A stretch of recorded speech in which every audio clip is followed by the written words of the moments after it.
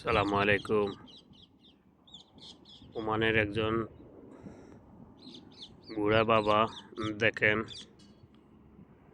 রামসন্দাম কাসাব সমুদ্রের পাড়ে উনি আজ 20 বছর যাবৎ বিনা পরিশ্রমিকে সমুদ্রের কাঁচরাগুলা তোলে। কোনো রকমের কোনো পরিশ্রমিক নেয় না।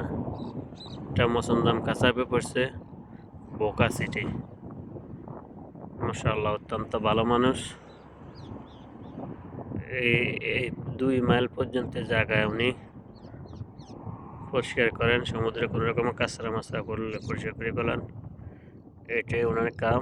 আজ 20 বছর যাবৎ উনি করতেছে, কোনো রকমের পারিশ্রমিক নেয় না। অত্যন্ত ভালো মানুষ। প্রতিদিন একই টাইম 4টা বাজে আসরের নামাজ পড়ে আসি ওনার কাজটা শুরু হয়।